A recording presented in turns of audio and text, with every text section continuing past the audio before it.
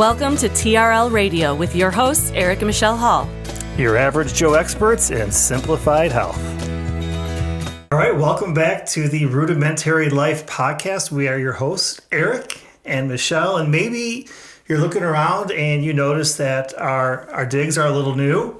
Maybe you noticed it last episode and we actually didn't mention it. We did not. But yeah, we got a podcast room upgrade. I literally had zero things to do with it. Yeah, this is my little brainchild, and I love it. I love the plants. Yeah. And I love the colors. We might get some more sound dampening boards back here, make it look all pretty. But yeah, I love it. Yeah, and then we may eventually, maybe if you're listening and you are super creative, want to send us some fan art for the Rudimentary Life, we can move things around so we actually have our podcast logo up here, whatever. If you're out there, you have that skill, send it over to us. Absolutely. But in today's episode, we are going to talk about why the majority of people struggle to have successful long-term life change. So, Michelle, explain to us, what do we mean by successful long-term life change? Well, I mean, honestly, this is something we struggled with for years before, where we'd try something and we'd have success. 1 month in, it would be like, oh, cool, we lost 10 pounds or whatever. But what we were doing wasn't sustainable. And so therefore, there was no long-term success. It didn't last, because as soon as we stopped doing whatever we were doing, I mean, I could stop eating for a week and I'm going to lose weight. Not only is that not healthy, but I can't maintain that kind of lifestyle. And so even though I had a success after a week, it's not going to be able to be a long-term change. So you want success, but success that lasts long-term, longer than a month. You're looking for, after a year, I'm still about the same size that I was. I may be getting stronger, things like that. But this is a long-term success, something that lasts, something that's sustainable.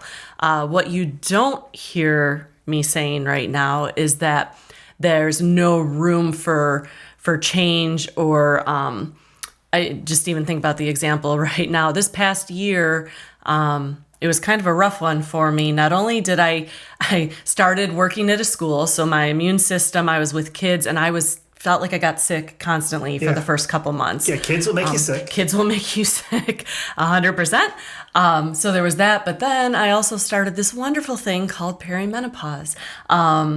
Gentlemen, you know what she's talking about. Yeah, the guys know exactly what I'm talking about here. No, but ladies at my particular age probably do. And my body went through changes. My body was changing. I literally gained a good 8 pounds over the past year. I didn't change the way I was eating. I didn't change my exercise. Maybe I wasn't exercising quite as much because, again, I was dealing with some sickness and things and just change of schedule. But it wasn't like I lost all my health. I still am stronger than I've ever been. I still was maintaining a healthy lifestyle, but my weight fluctuated. Does that mean I didn't have success? Absolutely not. I still was being successful. I still had that long-term, from when I originally lost the 25, 30 pounds that I lost, my body was just going through something. And I'm not nervous about that because I know I'll bounce back. It's a weight thing that is a temporary thing. I can still be successful. It's not because I've gained a couple pounds back, oh gosh, well, I guess you're not successful anymore. Right. That's just life. Your body goes through things, and that's okay. It's okay if it fluctuates. So that's the difference there. Yeah, so couple of things that you mentioned there.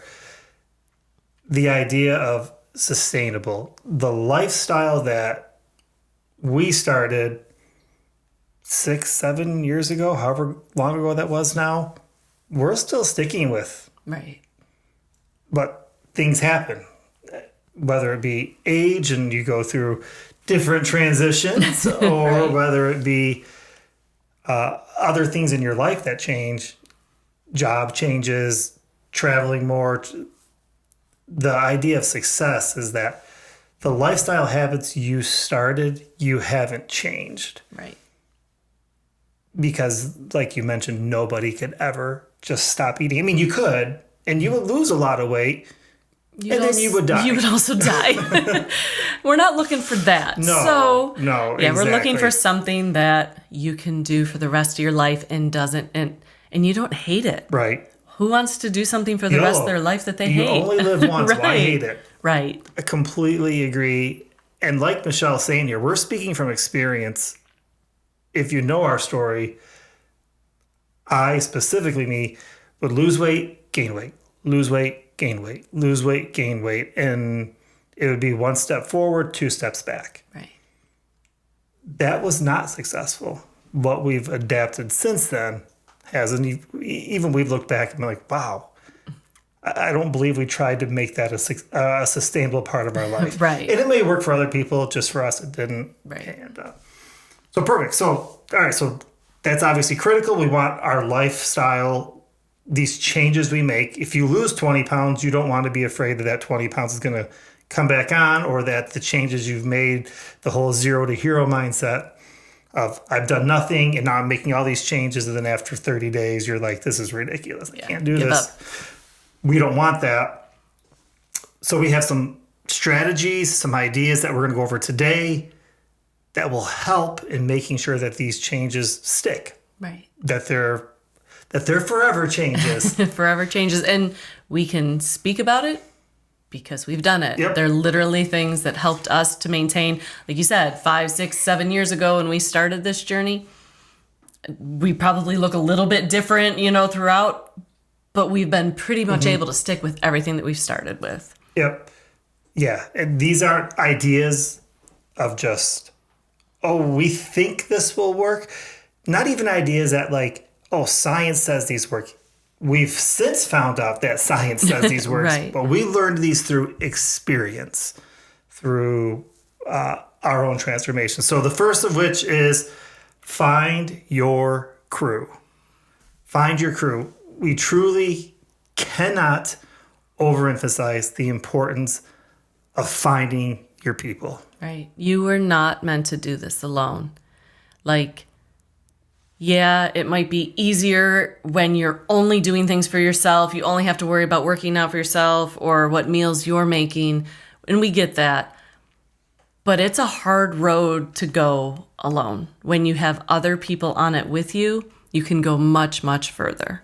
And that's where we're talking about that sustainability, right? So you got to find people who are ready to take this journey on with you. Yeah, well, you're making changes, and other people aren't. And any change is always more fun. The whole idea that misery loves company. Dealing with hard things with somebody is so much easier and even more fun with somebody. Right. Even people who live on their own, when they go to a gym, they have certain people they're used to hanging out with, or they're used to seeing, or other people who are similarly doing things with them. And so finding your crew is critical. And the first part of that is that if you can, get your family, and we're going to put that in quotations, and we'll explain why in a minute, but get your family on board. So by family, first we mean what we say is near and dear, the family that is near and dear to you. And by that, we mean your actual family. Right. The people who live under the same roof as you. Right. Yeah, when we started, and I think we've mentioned this before, but we actually had a family meeting where we sat everyone down and we were like, okay, this is what we want to do, guys. This is why. We would be really helpful if everyone was on the same page and we talked through it and the reasons and everything. And everyone was like, okay, yeah, this makes sense. We are on board. That helped. So that, especially, because our near and dear was our 4 kids who were much younger at the time when we first started. And I literally said, I'm not going to be making 3 different meals every night. It's not like, I'm making this for, me and Dad, and I'm going to make this for you guys. And if you don't like it, no. We're going to have one dinner. We're going to be working out. We would love for you guys to join us when we do. It was encouraging for us. It helped them to see how important it was. And it helped them, not that any of them had a ton of weight to change, but it helped them to get healthier, which is obviously great for any kid to learn at any age, to make that choice at a young age. Right. even back up from there just a second. First, it was just you and I for a week. Right. Remember, the Instagram algorithm got you, and it was great. You rolled across center, Chris Hemsworth, and we got a 7-day free trial. Yep. Nothing to lose. We've literally tried everything else in 7 days free with Chris. How could we not? Right? Why would you not sign up How for could that? you not? Chris personally asked me. Just kidding. He did not. But yeah, so we started there, and after that 7 days, each lost some weight.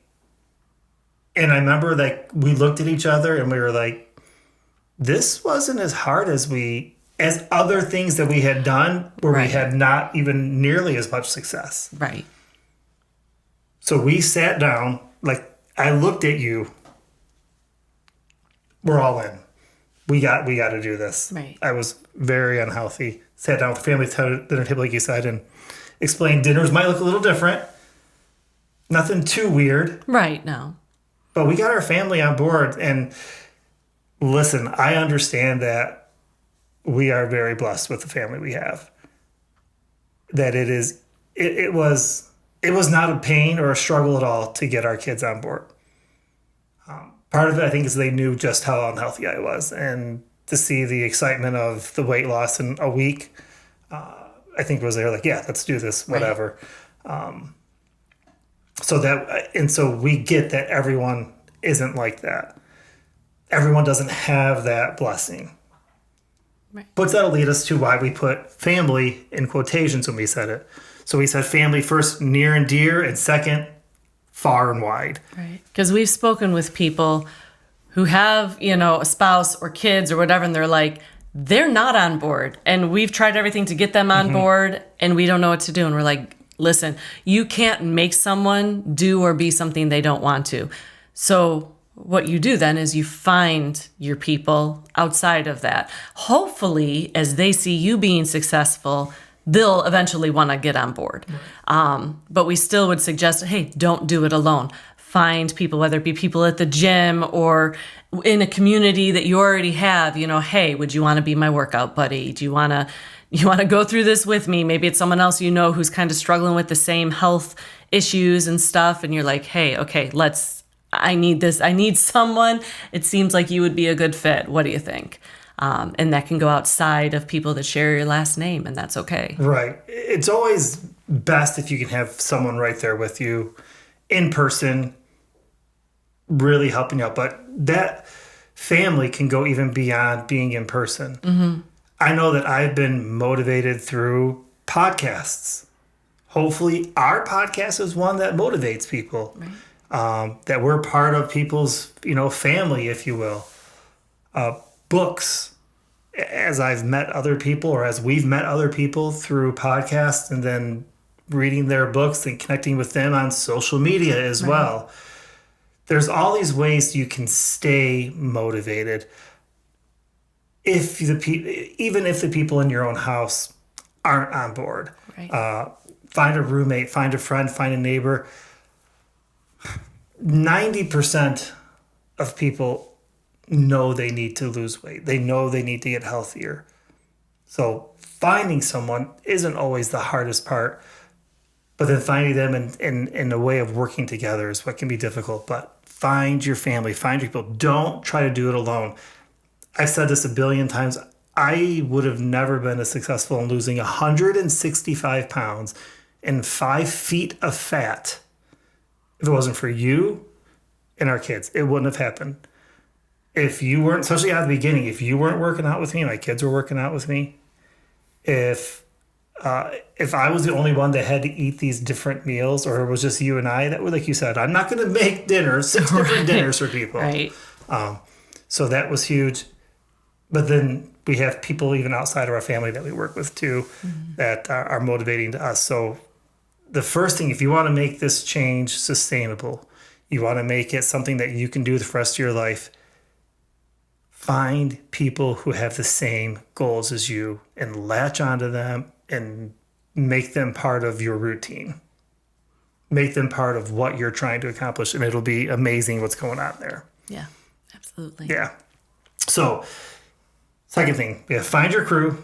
Second thing is make a plan. yeah. Yeah. Good old Ben Franklin says, if you fail to plan, you plan to fail. Right. You have to have a plan. You can't just go all willy-nilly at it, right? Like anything that's important to you, you make a plan to get it.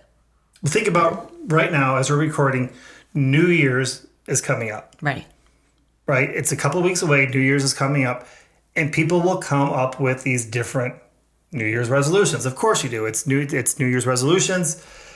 I'm going to do this. I'm going to lose 100 pounds. That's an amazing goal. How are you going to get there? Right. I'm going to, and even take it outside of fitness.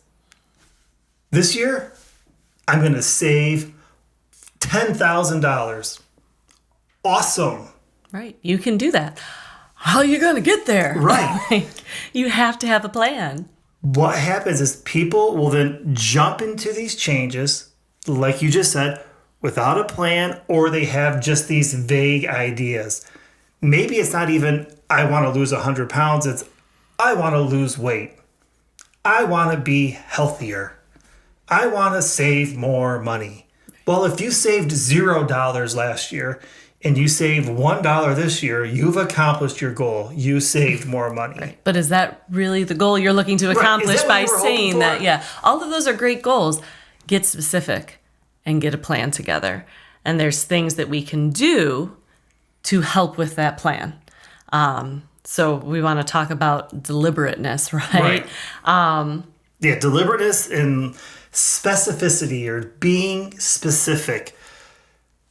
When I always think about this too, and we may have mentioned it before, we did a family vacation from here to Florida. Mm-hmm. And we drove this giant van bus down. And I remember, as we were driving in our GPS, we just put the resort address. So from our house to there, without that, I had no clue how to get there. Not the faintest. I knew it was down. Yeah. Right? Yeah. We live in Buffalo, New York, and Orlando, Florida is down. Right. It's south. I knew that much. The best way to get there, the quickest way, how to avoid, no clue. The GPS gave us step-by-step instructions. That's what we need in these resolutions that we make. We need an actual concrete plan of how we're going to accomplish. You want to lose 100 pounds? How are you going to do that? You want to save whatever amount of money? How are you going to do that? For one, be specific. And then have a plan. So by that, what are some of the examples there of being deliberate and specific, something that's very concrete? All right. So obviously, as we're talking about health here, we are not a financial podcast, right? So we're not going to talk about how to save money. That's great. Cool. Go do that. Find a podcast that talks about that. We're going to focus in on health.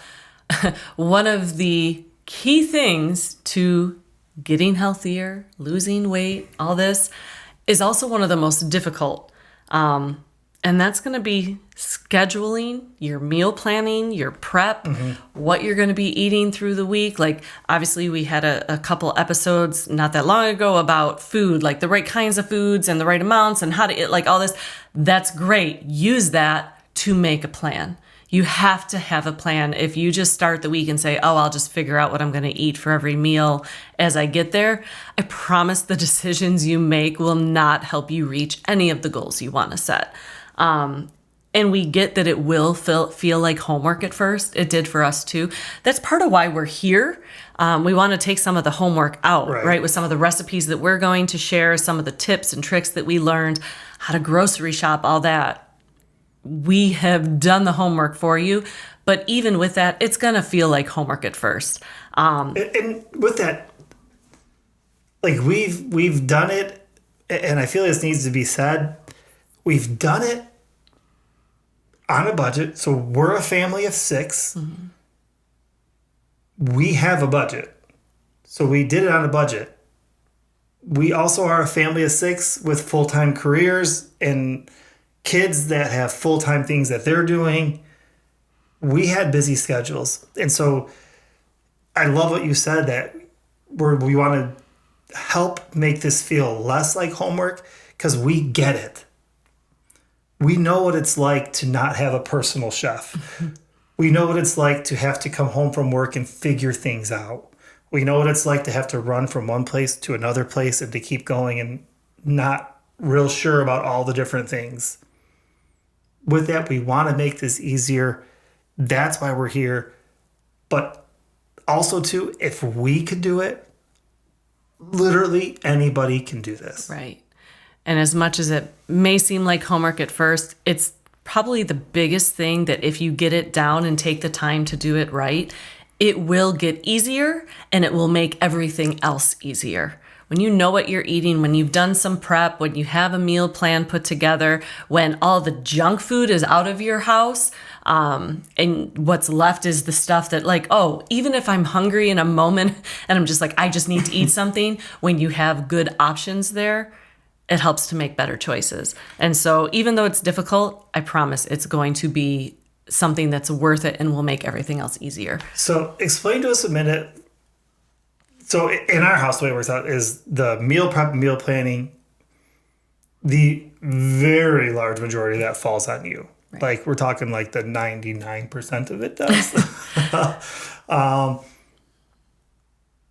What are ways that you, and I know, but what are ways that you meal prep, that you meal plan? What are things that you're doing that make this a little bit easier? What does it look like for our family? Right. And you say that, like, I do enjoy it for the most part. And I know it's in some families it's shared, in some families it's, the husband or what, like, and however it looks for you is fine. But I really enjoyed it. I grew up in a family where my mom made pretty much every meal from scratch. Like, I'm a foodie. I love food, so I don't mind doing it. For me, it would be taking some time it's usually the day before I go grocery shopping. I'm looking, seeing what we have in the house, making my meal plan, looking at the calendar first. That's always the biggest thing. Okay, what the freak is going on this week? What do I have to plan around? I'm not going to make lasagna on a night that we have a volleyball game, especially when we had all 3 girls in volleyball, and we had volleyball from 4:00 in the afternoon until 9:00 at night. Modified? JV and varsity. And if any of these games, especially JV and varsity, went more than the 3 sets, whew. Yeah, you were there. You weren't getting home till 9:30. And Yep. So that was a long day. I'm not coming home and cooking something. That was not a lasagna day. That was I need to prepare ahead of time, throw something in my little crock pot dish the night before so that morning I can throw it in the actual crock pot warmer part, whatever that's called. I think you called it right. It's the crock pot warmer part. Yeah, the crock pot warmer part, and it's good to go. That's why you plan ahead. So you're not scrambling at 9:30 saying, what in the world are we going to eat? Because I didn't plan. Or running through McDonald's or whatever other fast food chain. Right? And no hate if you got to do that once in a while, whatever. That's life. But if that becomes, you have volleyball games 3 days a week. Right. That's what become a problem. And that's what we would notice. We'd see families sitting around and you could see what all these kids were eating. Concessions? Yeah, all the concessions, the candy, for dinner they had, Cheetos and a Snickers bar with some Gatorade while they sat there watching their sisters or, whatever play. And it's like, gosh, we had 3 games this week. That was their dinner 3 nights this week. Like, that can't be healthy. Right. That can't be good. There's better options out there. Also, as I would do the meal prep, and a lot of times the meal prep would be that night. It would, okay, we're having this for dinner. I got to chop this, that, whatever. Well, even this possible, there are things that you would do ahead of time after grocery shopping. Yep. Not every time. And I don't know if you want to get to that in a minute here, but to help on nights like that. Absolutely. Yeah, if there's things I can do ahead of time, if it's like, I'm making... we ended up falling in love with pad thai and Asian food. It was something that wasn't a big part of our diet, and then all of a sudden we tried it and we were like, oh my gosh, we can't get enough of this in our life. There's a lot of veggies. I think it's the peanut sauce. The peanut sauce, yeah. The peanut sauce is amazing. It is good. But a lot of those types of dishes have a million different chopped veggies in them, which is fantastic, which is probably one of the reasons why we like it too.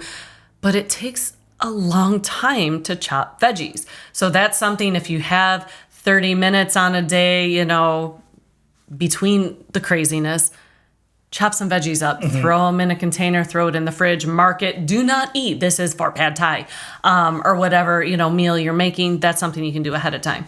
Even if you don't have time ahead of time, I would have whoever was available come in the kitchen, and even if it was just keeping me company. So I wasn't doing it again. I wasn't doing it by myself. When you're doing things by yourself, it sucks. Yep. Sorry, I know potty word, whatever, but it sucks. It truly does. There would be days where everyone else wouldn't be in the kitchen and I'm out there and I'm like, are you kidding me right now? How come I'm stuck out here by myself? I want to go play Nintendo Switch or whatever else.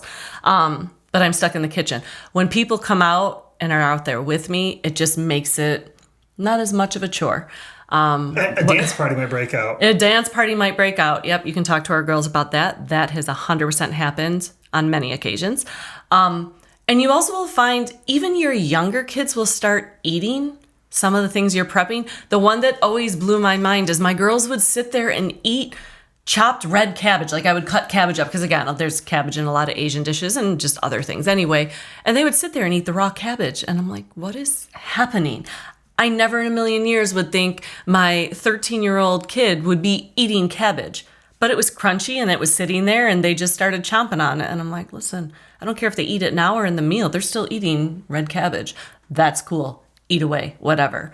So not only was it a good time to just spend time together, right. They were helping, even if that helping was eating my ingredients. But at that point, I'm like, you know what? Whatever. You're eating it. That's awesome. So getting people involved. Don't do it again. Don't do it on your own. Right. Doing as much ahead of time and planning for as much as you can. So that when the things happen that you don't plan for, it's not like, okay, everything is derailed. Hey, yeah, we had one crazy meal this week. That's okay. That happens. Yeah. The key here is, we've said it, is plan. Like we mentioned Ben Franklin, if you fail to plan, you will plan to fail. You have to plan, not only in your goals, but like you said, in excuse me, but in regards to how you prepare food and how we're going to eat. You've got to put a plan together. I know you look at the calendar, you write down what we're going to have each night. You have it up against what our actual schedule looks like. How many people are going to be there? Right. There's no reason to make a 17-course meal if it's just going to be you and I. Yeah. So all those kind of things go into play of planning the food. Along with planning too, you also want to look at your workouts and plan those, right? How many days per week are you going to work out? If you have never worked out before, or it's just been like this pipe dream where you've done once in a while, to say I'm going to go 7 days a week, that's not a smart move. Right. I'm gonna work out for 2 hours every day, 7 days a week.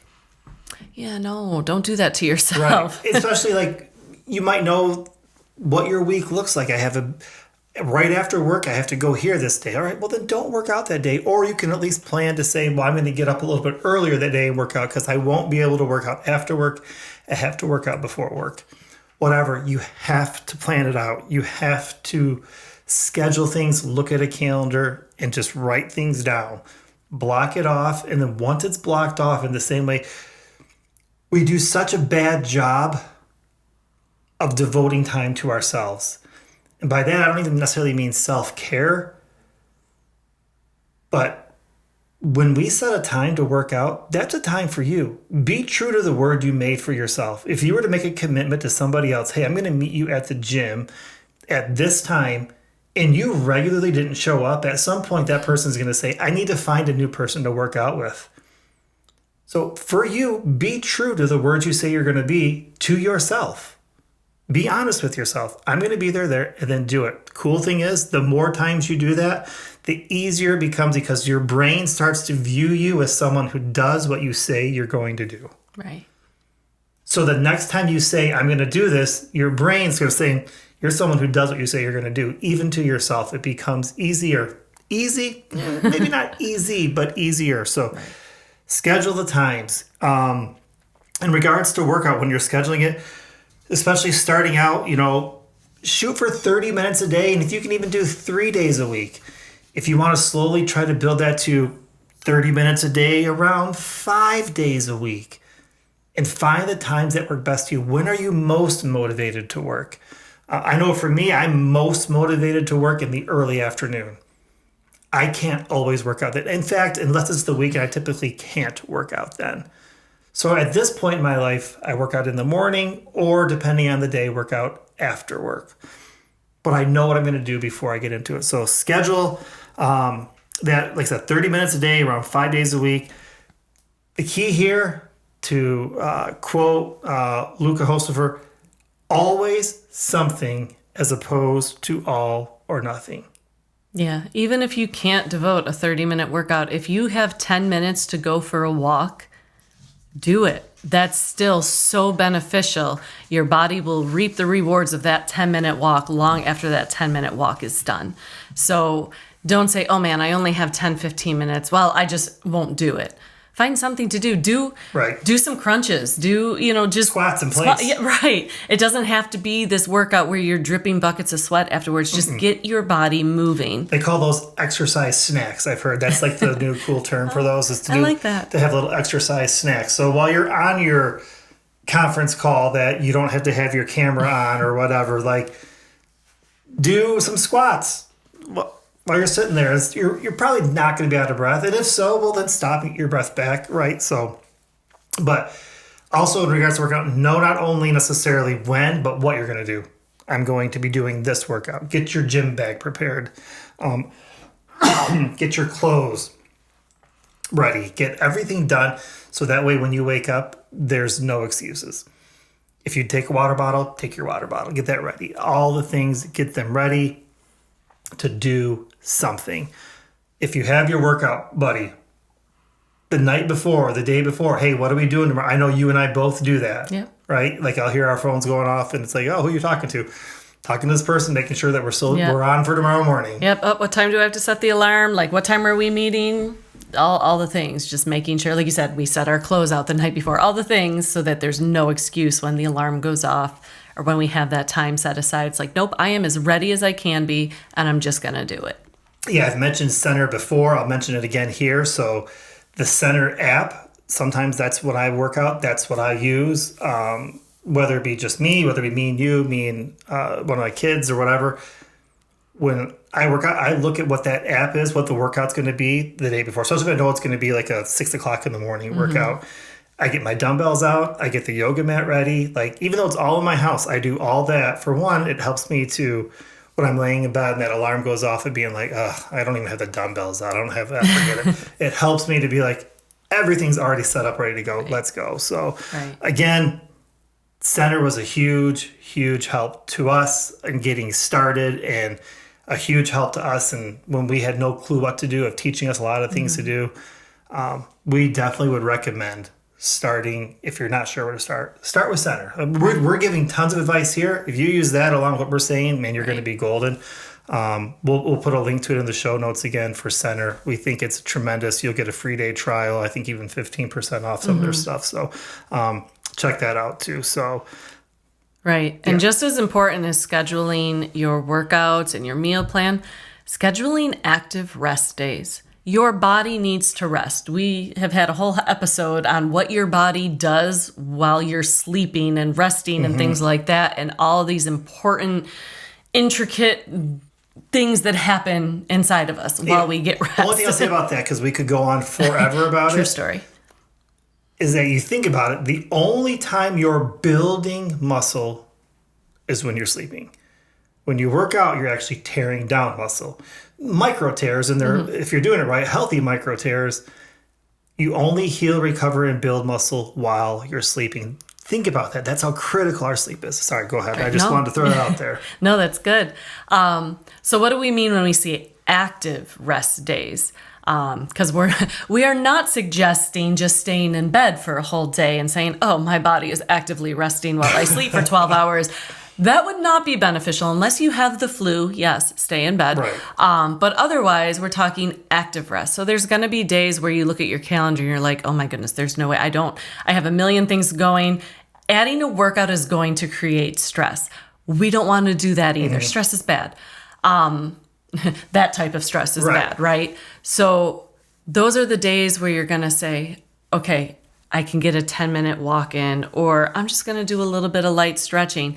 On the weekends, especially in the summer here, we love going outside and playing sports. So maybe on a Saturday, we're not getting a 30-minute workout in, but we're outside on the lawn playing spike ball with our kids, which honestly, personally, I'd rather do than work out. Would much rather prefer that. And I feel like sometimes I even sweat more. So like if you're someone who enjoys sports, get some people together, go play a game of pickup basketball, Go play spike ball. Listen, if you're not on the spike ball train, yes. It is maybe one of my favorite, if not my most favorite thing to do, like with the family. It's 4 people. It is so fun. You're outside. Mm-hmm. You're getting sunlight, that vitamin D. You're with people.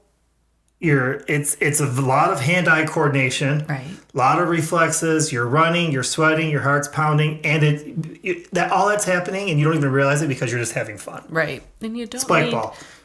You don't need a lot of equipment. You literally just need the spike ball net and the ball, and it comes with both of those things. Yep, so. I think like what, $25, $30. I don't know. Maybe not even that much. I don't even know. One day we will be sponsored by Spike Ball. We're not today. We are not, but we love Spike Ball. The rudimentary life will be, this episode is brought to you by Spike Ball. This one's not, but one day. Right. And maybe Spike Ball's not your thing, and that's okay, I guess. But find your thing, whatever that is. Maybe...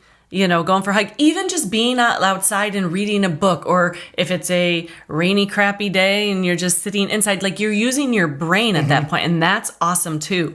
Find something to do that brings you rest, that brings you peace, and that relieves stress, but is still activating your brain or your body in some way. Yep, yeah.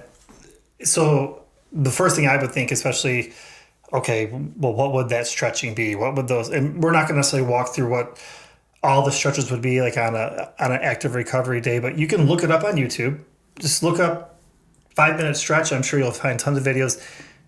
Again, not to just overkill it, but you could look up stretching 5 minutes, and it would give you a video of exactly who to follow by a trained professional. That it would be fun and goofy too. Right. That's one of the things we like about that too. Yeah, so absolutely. Yeah, active rest days, find something you love and do it. That's the key for those active rest days.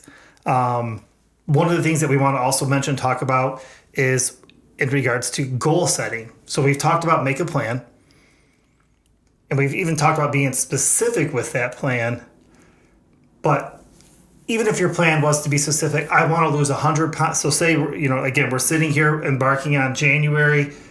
I want to lose 100 pounds by February 1st. Well, you're specific, and you could even have a deliberate plan. I'm going to work out 3 days a week. I'm going to work out 5 days a week. I'm going to meal plan. I'm going to do all this. Is that a good goal to lose 100 pounds in 30 days? Yeah, I'm going to say no. Yeah, probably not so much, right? There's a couple things we want to hit on in regards to goal setting, because I know from personal experience, I have done that. Maybe I didn't say 100 pounds in 30 days, but I guarantee you I had said, man, I want to lose 25 pounds in 30 days. Yeah. And even as you say that, you may say, yeah, Eric, what's wrong with that goal? That doesn't sound bad. Spoiler alert, that is not a realistic goal. Yeah. And February 1st is going to come, and I'm going to be very angry and very frustrated because I did not hit that goal. So a couple things we want to hit on here. We've already kind of alluded to the first one, unrealistic goals. Right. What is and what isn't possible? Right. So if you're looking at weight loss, right? We've mentioned this before. Healthy weight loss is 1 to 2 pounds a week max. So you're talking a month. Okay, by February 1st, I want to lose 30 pounds. Well, there's only 4 weeks in a month usually, right? If I'm mathing the math, right? That okay, math, so that math. So you're looking at most at 8 pounds a month is healthy weight loss. 4 to 8 pounds, depending on how much you're looking to lose total, like how much you already weigh. Like, exactly. If you have a lot of weight to lose, guess what? It could be more. Yep, it could be more. But don't make that your goal. Right. Let that be the surprise. Yes. Yeah. How much better is it going in saying, okay, my goal this month is to lose 5 pounds. We'll say, okay, a pound a week and then just a little bit extra. 5 pounds. And then at the end of the month, you lose 7. You feel amazing. You're like, oh, I lost 2 pounds more than I was planning on, as opposed to, oh, I want to lose 20 pounds and you lose 3. Or you lose the same 7. Right. You lose the same 7, but now you're like, well, I'm 13 pounds short of what I was hoping for, as opposed to 2 pounds over what I was hoping for. Yeah. That mindset will change everything. Remember, we're talking about things that derail people because it's not sustainable. That mindset will make it not sustainable if it's not realistic. Because it's not your body's fault at that point. Your body's doing it's responding the way that it should. If you're doing all the right things, 7 pounds, hey, that's amazing in a month. 20 pounds is not what your body is meant to do.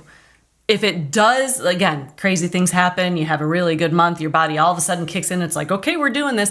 Things like that happen. It just typically doesn't happen on a regular basis. Right. We want to keep the long term in mind. Yep. Remember, we're making lifestyle changes that are sustainable, that you can stick with forever. This isn't going to be done. There's no finish line. This is forever. Right. Shout out to Sandlot. Forever. Right. That is what this is for. These plans we're making. So don't worry about short term so much. I want to lose 10 pounds this month. Focus on the long term, and you'll see the stuff kind of start compounding. So some of the things, unrealistic goals that we have, we've kind of already mentioned them. An unrealistic goal could be $2,000, right? It's either too restrictive. I'm only going to drink water and eat broccoli for the next 6 months. Come on now. I mean, that's Good not luck even healthy. with that. Yep. You're probably going to be real gassy too. I'm just going to say, Right. I'm going to throw that out there. Or they're too obsessive. They're too life-changing. We've said it a few times, that 0 to hero. I've never lifted a weight before in my entire life, but now I'm going to hit the gym every single day lifting weights. I'm telling you, you're going to get hurt. You're going to be sore. You're going to quit. Right. The sacrifices are too big. You have these ideas of the things that you want to do, and the sacrifice you're putting in at first feels really great, and you're thinking, it's going to take sacrifice. That's good. It is, but if you're sacrificing a ton, it's going to fall off. You got to make sure that the things you're doing are realistic. You don't want to do things that are too compulsive. So on top of $2,000, again, whether that be the big number, 100 pounds in 30 days, or these changes you're making, you're just piling them on, as opposed to like slowly adding things on here and there, which is kind of what we did. Like, oh, all right, cool. Let's do this now. All right, cool. I got that under control. Well, now let's do this now, right? On top of $2,000, they also can be just too fast, right? Like, just too fast. We have these unrealistic time frames. Again, like we keep saying, losing 100 pounds in 30 days. That's just too fast. We will say it over and over again. 1 to 2 pounds per week should be your goal. So get that idea out of your head, because it's not sustainable. It's not actually healthy or what's best for your body, and you're not going to maintain it. Right. So that's unrealistic goals. Yep. A lot of times too fast, $2,000. They're short-term focused, and they end up not being possible. So again, as we're embarking on January, think about this as you're starting to think about what you want to do for 2026.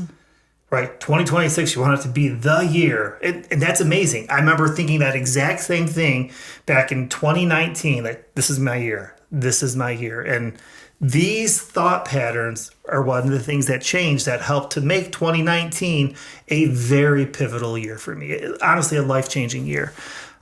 So the right goals, we talked about unrealistic, the right goals. For one, we already mentioned, you want to keep the big picture in view, but don't forget about the small wins. You want to remember the small wins. So we have these things called macro goals. So tell us what we mean by macro goals. Right. So like the large overarching goals. Okay, I do want to lose this much weight. I do want to be this size. I do want to be able to lift this much weight. I do want to be able to do this many push-ups, and whatever those numbers are for you.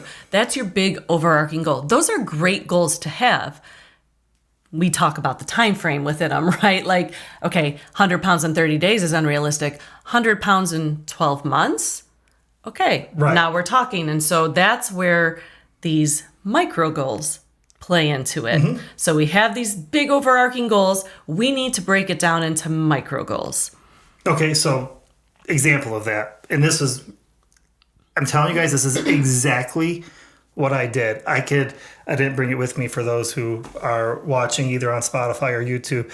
I actually have a journal that I wrote down what my starting weight was, and then with 1 to 2 pounds, what I wanted it to be the next week and the next week. And I literally wrote it down, and I would highlight big bullet points. For friends, remember, I started off at 330 pounds, 335 pounds, whatever it was. My first big goal was like, man, I can't wait till there's a 2 in front of my weight.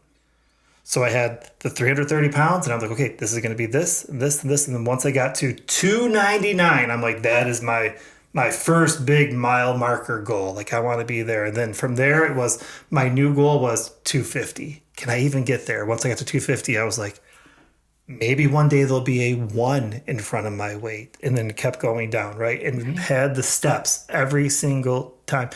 The funny thing is as we were talking about this, I did exactly what you said. I kept it to 1 to 2 pounds, and I was way ahead of my dates. I was hitting my numbers that I was hoping for way sooner than the date I had it on there. And that was motivating, and this is over 18 months. Right.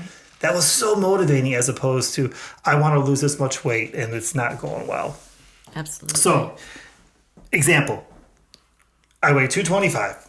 That's my starting weight. On January 1st, you weigh 225. All right. Well, then if you do the math, like you just said, the maths, February 1st, you should say, I want to weigh 217. On March 1st, I want to weigh 209. Now that would be looking at closer to the 2 pounds per week, right? But 209.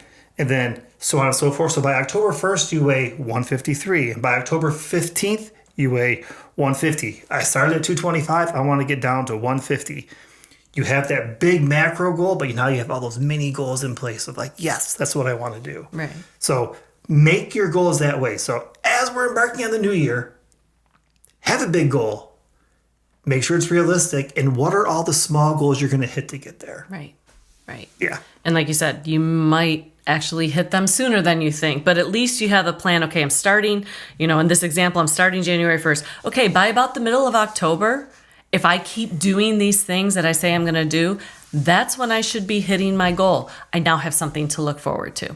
And like you said, it's motivating as you hit it rather than trying to give yourself this huge goal that you're never going to hit in the amount of time that you said. And then you just get discouraged and give up. And this is why we have people, in the middle of February who are like, I'm done. Right. Because I didn't lose 100 pounds in 30 days. And it's like, okay, I think you set yourself up for failure. That's there. it. But yep. And so don't do that. Yeah. Don't do that. As you hit your goals, a big thing people don't do, especially those little goals, is you want to reap the rewards. You've got to celebrate your victories. Now, not just scale victories, that's what we talked about in that example, but also your non-scale victories. You gave examples of, I want to do this many push-ups. I want to lift this much weight. I want to be able to bench this. I want to be able to squat that. I want to be able to walk a mile, jog a mile, run a mile, do a 5K, whatever. Those are called non-scale victories. And when you're able to do that, you better celebrate. Absolutely. Think about, I have this pair of pants that I can just about zip up, but I'm not quite there. When you lose the 5 or 10 or 15 pounds that it takes to get into those and those pants zip, goodness gracious, celebrate that. Tell people about it. That's an exciting victory. You are on your way to hitting these goals. So have those goals. I always have, some article of clothing or something that's my goal clothing. Okay, I want to be able to fit. I don't pick something and I say, okay, well, I'm a size 10 and I want to wear this size 2 in a month. Okay, again, unrealistic, right? Like, if this is my starting, I don't know that I'm ever going to get back to, get down to the size. I never was this size to begin with as a child. So how am I going to get to that now? So be realistic with yourself, but those small victories of, okay, yeah, I have this that I'm almost fitting into. If I lose like 5-10 pounds, it's really motivating when that article of clothing fits. Yeah. And you can celebrate that way. I remember one of the things that you said before and that we did is it was exciting when I was losing weight to go buy new clothes. Because for one, the things that were on the shelf actually I fit into, which that didn't happen before. Right. I'd see cool clothes and be like, do they have this in triple X? Because if they don't, I won't be able to wear it. And triple X isn't on the shelf much, just so you understand. So we would put money into a jar. Small wins, small wins, small wins. So when I hit that big win, all of a sudden it was the 250 of like, okay, all these clothes you've been wearing don't fit anymore. Let's use that money we've been saving for every time you hit a milestone with that and you put $5 in a jar or whatever. Let's grab that money and let's go buy an article of clothing, a new pair of pants, a new shirt, a new belt, a new whatever. And that was super exciting, super fun to be able to do that. So make sure that when you do celebrate, the reward fits the win. Right. So I didn't have, a steak dinner every week when I, if I hit my goal weight, for that week or for that month. It I wasn't. lost 2 pounds. Let's go out and eat 10 pounds worth of food. Let's have cheesecake. Yeah. Right. And nothing against steak and cheesecake, but Yep. you want the reward to fit the win. Right. We always had the crime fits, the punishment fits the crime. We want the reward to fit the win. Your small wins, have little small rewards, right? Maybe the small win would be, hey, you know what? I'm going to have a cookie because I know I've been really strict about this because of whatever. Small win, smaller victory, large win, have a blast. Then go out for the steak dinner or whatever and really enjoy your victory. It'll make you excited to want to hit the next one. Absolutely. I think what's important to hit on here too is that it's okay to acknowledge that there will be setbacks. The only true failure is just giving up and quitting altogether. Fail. If you're gonna fail big. Learn something along the way. Don't be afraid of failure. Don't be afraid of, again, we talked about at the beginning, like sometimes weight can just fluctuate and you feel like you're doing all the right things and all of a sudden the scale jumps up 2 pounds one week and you're like, wait, I didn't change anything. How come this happened? Listen, there's so many things going on inside our body. We're not scientists. Scientists are still baffled by so many things that go on in our body that just can't be explained. You're doing all the right things. You gain 2 pounds in a week. Don't give up. Don't say, okay, this is ridiculous. Now I'm gaining it. It happens. It honestly, sometimes it just happens and you can't explain it. What I will say is from experience and from the experience of others, typically that doesn't continue. If you're doing the right things, eating the right foods, making all the right choices, the next week it's not going to be, I gained another 2 and I gained another 2. Your body will figure things out and the weight will again come back off. So don't be discouraged.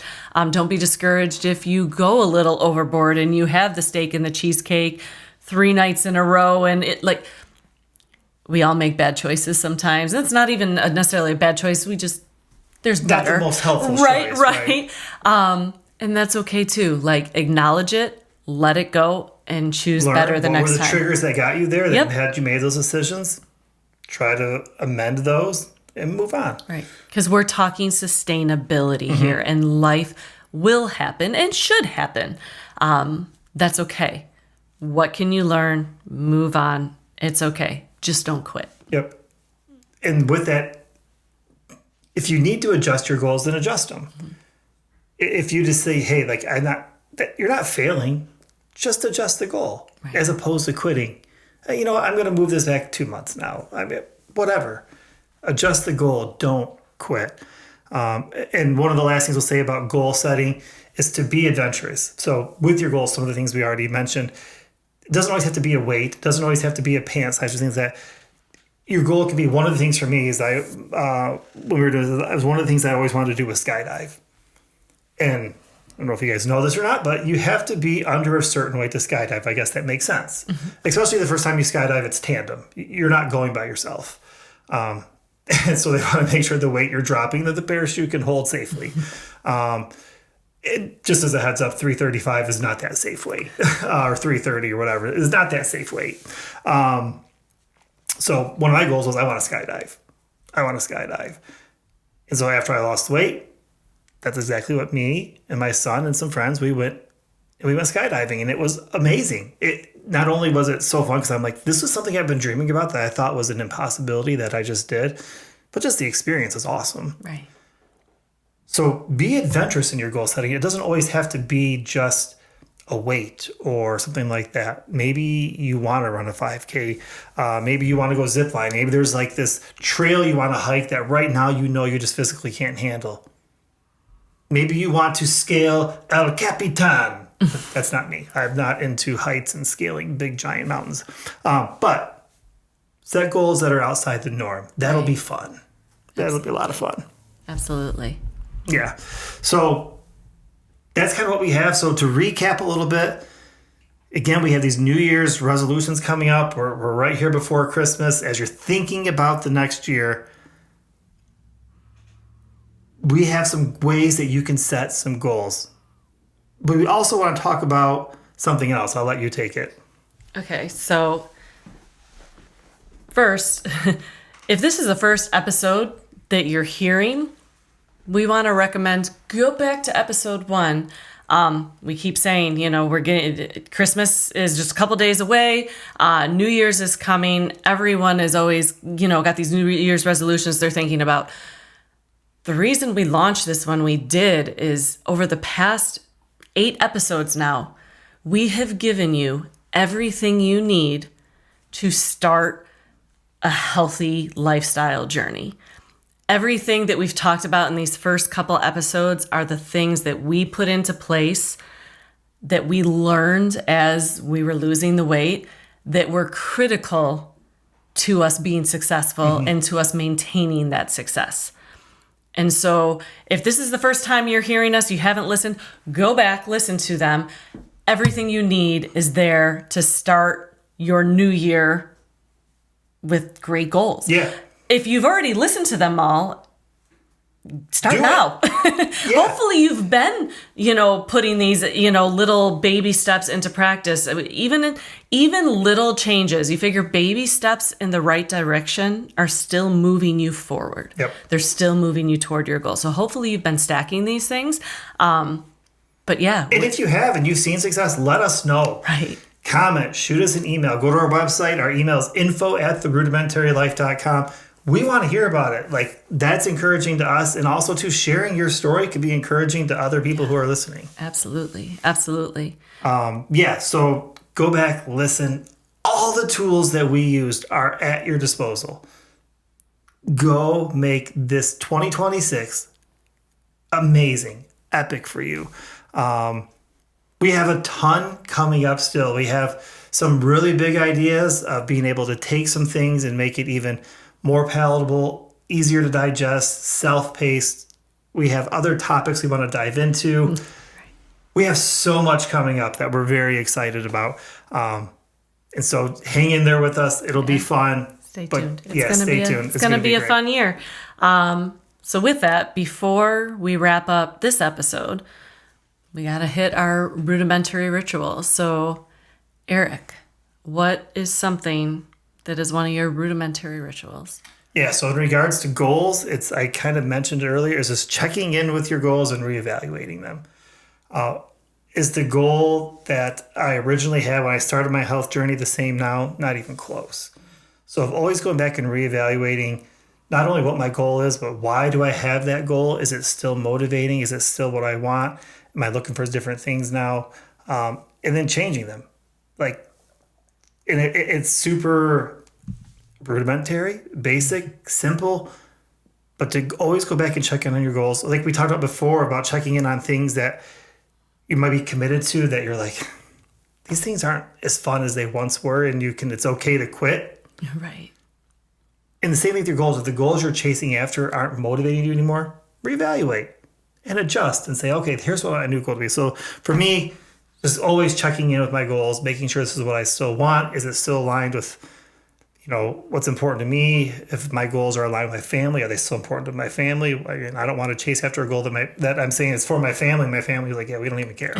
So, so checking in and reevaluating the goals. And so with that, I'll pivot to you. Every episode, we go over a recipe. So what is a recipe we're going to talk about now? I know what it is. I can see it in the notes. I'm super excited. Drooling a little bit. So yeah, we keep saying, okay, as this episode is launching, like Christmas is right around the corner. You've got the holidays. Maybe you're looking for a last minute dish to whip together to bring to a holiday party. This is it. I tell you, everyone loves this. It's easy. It's very holiday tasting. It's actually easy. It's actually easy, and it tastes like the holidays. This is something that you don't want to necessarily eat all the time. It's still good whole food ingredients, but it's one of our favorites, and it's apple crisp. We have an abundance of apples right now that we collected from our fall share at the farm. And I love making apple crisp, specifically apple crisp over apple pie. As much as I love a good homemade apple pie with a homemade crust, sometimes just making the crust alone is enough to stress you out and put you in a mood. So we're just gonna forget about the crust, and you're just gonna take your little 9x13 pan. You slice some apples. You can even leave the peels on if you want. Throw them in there. You get your nice little brown sugar crumble on top. I tell you, it is so good. Serve it with some homemade whipped cream. We'll make sure that recipe is in there for you as well. But it's something that it's easy. There's not a ton of ingredients. Honestly, the hardest part is cutting the apples. That's literally what takes the longest, is making sure you don't have the seeds in the core and all the things like that. But other than that, super easy to whip together. Takes like 30 minutes in the oven, and everyone loves it. It is delicious. Yeah. Not something you want to eat every night, but to have once in a while, unreal. Good ingredients. Love it. It is delicious. And it's a great thing to bring. You can either have it hot or cold, bring it to a party, share it with some friends so that you don't eat the whole pan yourself. Little extra tip there for you. Love it. Well, hey, we hope you enjoyed the show today. We hope you found it helpful to improving your life. Some practical tips you can take home. Like we said before, if you like it, sharing is caring. Share it out on social media. Tag us. Tag someone who you think would be helpful for them to hear this.